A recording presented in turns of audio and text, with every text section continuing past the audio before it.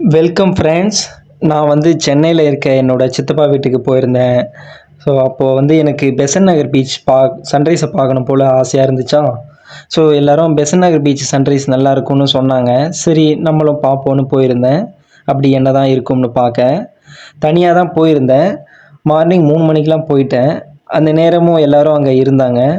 என் லைஃப்பில் morning 3 o'clock அதுவும் சென்னையில் பீச்சில் இருந்தது ரொம்பவே ஹாப்பி மூமெண்ட்டுன்னு சொல்லலாம். ஒரு ஸ்வீட் மெமரிஸ்னும் சொல்லலாம். விடிஞ்ச உடனே சன்ரைஸை பார்க்க போயிருக்கேன். ஸோ இவரோட மூக்கு பார்க்கவே ரொம்ப காமெடியாக இருந்துச்சா, அதான் ஸோ எடுத்தேன். சூரியன் உதிர்ந்து வர்றாரு பாருங்கள். அந்த மூமெண்ட்டை பார்க்கவே ரொம்ப சூப்பராக இருந்துச்சு. இந்த அலையை பாருங்களேன், எவ்வளோ அழகாக வருது பாருங்களேன். அந்த கிளைமேட்டில் கடல் அலையை பார்க்கும்போது ரொம்பவே நல்லா இருந்துச்சு.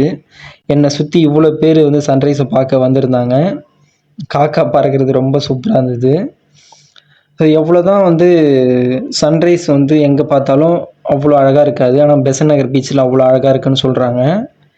ஸோ அந்த தண்ணியை பார்க்கும்போது ஏதோ மஞ்சள் கலந்த தண்ணி மாதிரி இருக்குது.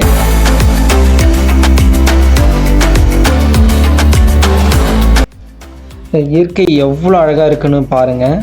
என்ன தான் உலகத்தில் எவ்வளோ விஷயம் இருந்தாலும் இயற்கை அழகுக்கு முன்னாடி எதுவுமே ஜெயிக்க முடியாது. தூரத்தில் பாருங்கள், அந்த சூரியனுக்கும் அந்த கப்பல் போகிறதும் ஒரு ரம்மியமாக இருக்குது.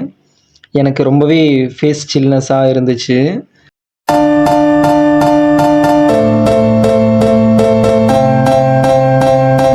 ஸோ இதுதாங்க முழு சன்ரைஸை பார்க்கும்போது சன்ரைஸ் மாதிரியே இல்லை, சரிங்களா. புதுசாக ஏதோ ஒரு புது மூவி பார்க்குற மாதிரி இருக்குது. இந்த சன்ரைஸ் வெளிச்சம் பெசன்ட் நகர் பீச்சில் மட்டும்தான் இப்படி சூப்பராக வருதுன்னு சொல்கிறாங்க. கண்ணுக்கு ரொம்ப குளிர்ச்சியாகவும் மிதமான சூடாகவும் இருந்துச்சு. என்ன மாதிரி இங்கே எல்லாருமே வந்திருந்தாங்க. பீச் அவ்வளோ சூப்பராக அட்மாஸ்ஃபியரோட ரொம்ப பியூட்டிஃபுல்லாக இருந்துச்சு. அதோட நானும் அங்கேருந்து கிளம்பிட்டேன். அப்புறம் பீச்சில் நிறைய ஸ்போர்ட்ஸுக்கு ட்ரைனிங் அண்டு சூப்பரான கேம்ஸுக்கெலாம் ப்ராக்டிஸ் பண்ணிகிட்டு இருந்தாங்க. அங்கே வேக்யூம் க்ளீனும் பண்ணிகிட்டு இருந்தாங்க. ஸோ அதோட புறாக்கள் கூட்டமாக பறந்துச்சு. அது எப்பயுமே அங்கேயே தான் இருக்குமா. அதுக்காகவே அங்கே தானியங்கள்லாம் போட்டு வளர்க்குறாங்க.